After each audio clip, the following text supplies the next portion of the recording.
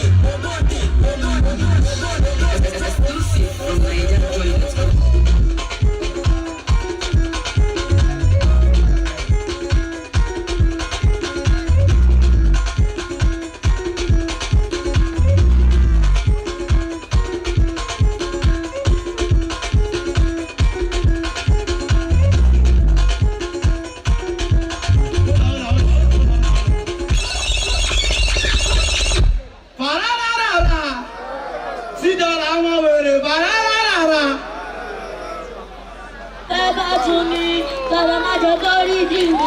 Today not today, tomorrow not tomorrow. Olúwa ṣàánú fún mi yàn, make I no borrow. Olúwa tó ná sí kándù mi. Ẹ̀mí mi bá wà nù mí. Ọlọ́pàá tó fẹ́ bá tún mi. Baba má jẹ́ kó rí di mi. Today not today, tomorrow not tomorrow. Olúwa ṣàánú fún mi yàn, make I no borrow. Olúwa ṣàánú fún mi yàn, make I no. God bless you, my brother. What's your name? Come, what's your name? Youngster. No, youngster. If you come big, you go be right star. No, youngster.